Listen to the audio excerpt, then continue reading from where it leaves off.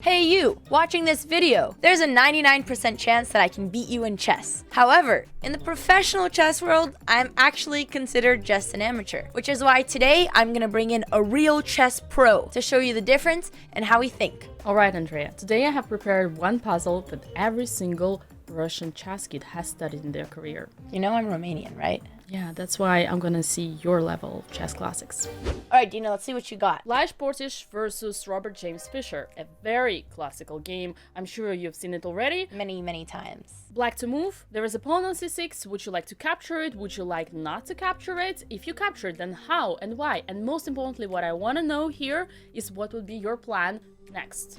I mean, if I was just not overthinking this and playing simple chess, my plan would just be to bring the bishop here, bring the rook here, maybe do a battery on the queen to put pressure on this pawn, maybe reroute this knight, but it's really hard to get this knight in the center. If I could get my knight in the center, that would be really good. I'm genuinely excited on how much you're missing. Oh. You only gave a setup for one capture. What would happen Right. in the case of the other capture?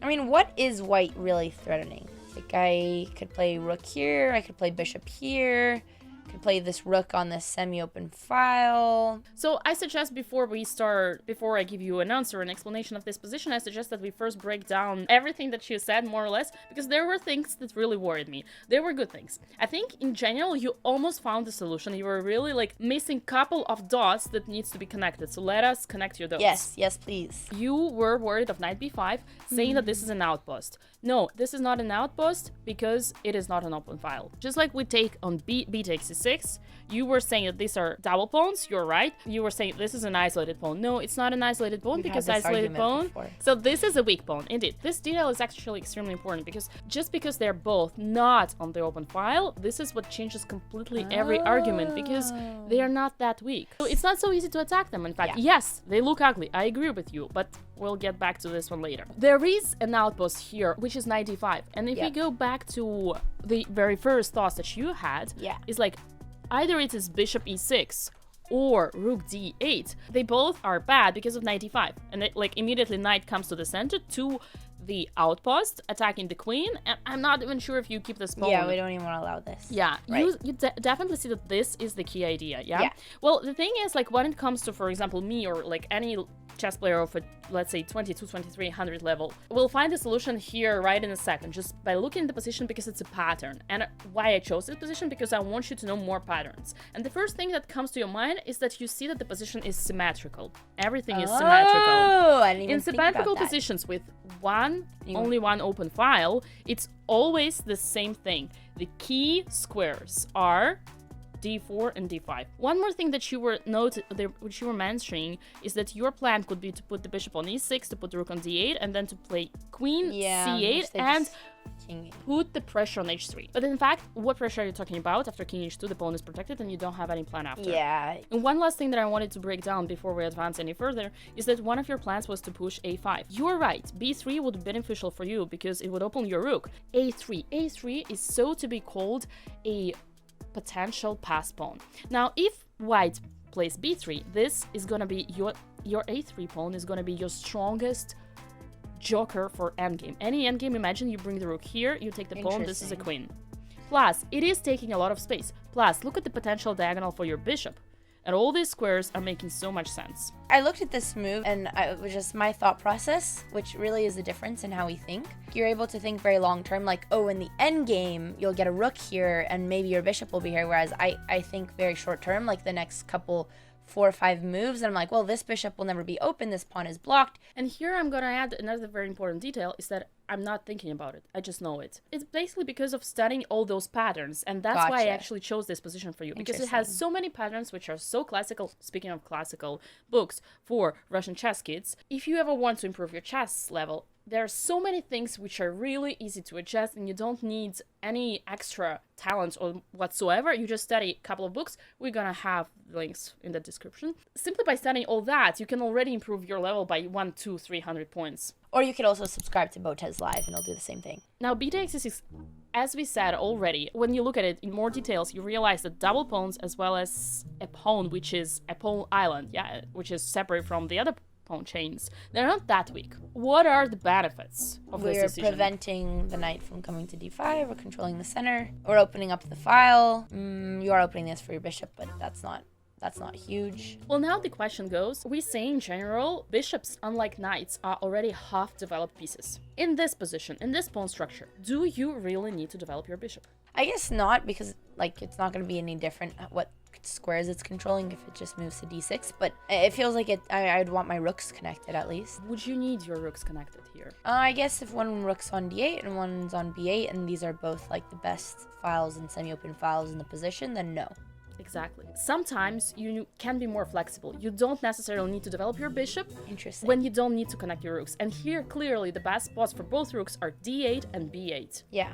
So right now, the best square that can be for this bishop is actually on its genuine square on c8. So now we're almost found the solution. I already told this before. The key squares are d5 and d4. So you know the plan for white in this position was to put the knight on d5, and after b takes c6, it's not possible anymore. Obviously, you can sense that it's not good to allow the knight on d5, but it doesn't look like there's any direct consequences once the knight is here. Like, what happens if you just leave it there? Like, why is it so dangerous to allow? In general, whenever you have an opponent's piece in your territory, you really need to get rid of it because it is causing a lot of danger. Let's just summarize on the fact that there is no single pawn that can kick him out. It's on the open file, it's protected by both pawns, so it is the general term of outpost. Knight takes, just pawn gonna take, and then there is still opponent's piece in your So territory. just don't want to allow. Got it. Last thing about this position, we found the correct move. B takes c6. We know that it's great because we don't create weaknesses which are actually so easy to attack, and we completely killed opponent's plan. We started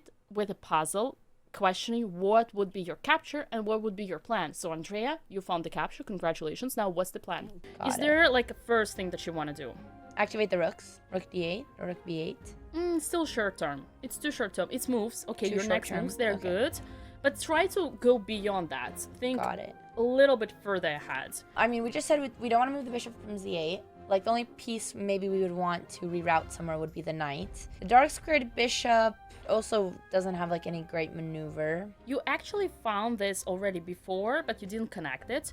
And now I will just help you by simply saying you can develop whatever you want. But if it's about putting your rooks on d8, putting your on b8, putting your bishop on e6 or on so a6, it's okay to develop my it's bishop. still, you Got finished it. the development, congratulations, what's next? Well, I mean, okay, this is hard for me to answer because I feel like you gave me the answer, but I just feel like what makes the most sense would still be this plan to provoke this, and then go with this pawn push plan. And if they don't take, then we try to push, and then we put the rook here, and maybe try to find a way to trade queen so we can go into the endgame. Yeah, your option is a3. You've created a potential pass pawn, but it's only one weakness. And to win a game of chess, one weakness is not enough. You need to create second weakness. Yep. Let's go back. The position was symmetrical. The key squares were, the plans for both D5 sides and were... D4.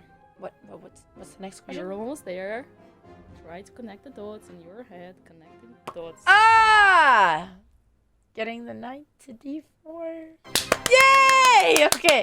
Well, yeah, I remember thinking about this, and I was like, well, it can't happen, and then I moved on, you know? Yeah.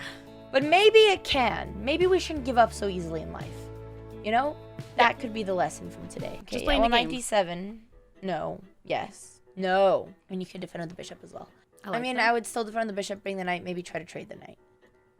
What's your plan once again? No, we're not gonna. No. No, what's your plan? What's your plan? You know you your want plan. me to get the knight Yeah. here? Okay, okay. That's the gotcha. plan. That's the plan of the position.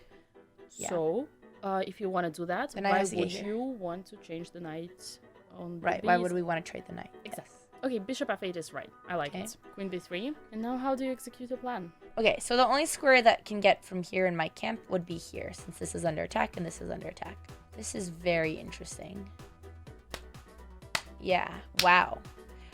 That's very interesting. And the main question is, what would white do Yeah, but- at this time? Yeah, Do they there's no have way to prevent anything? it. And they also have no threats, which is amazing. Wow, chess can be beautiful. And from the Making moment nervous. you bring your knight to d4, you're gonna put your rooks on d8 and e8, and you're simply gonna do everything which you wanted to do with the a pawn after all, and the bishop on e6. The moral of the story, you take b takes e6, you control both weaknesses, and your plan in this position is to put the knight via h5, g7, e6 to d4. You want to put the rooks on the best square possible, and maybe you make another weakness in the position by pushing this isolated pawn, trying to either force him to trade or force him to give us this square on b2. By the way, we made our own chessboards and pieces. botaslive.shop if you want to support the channel.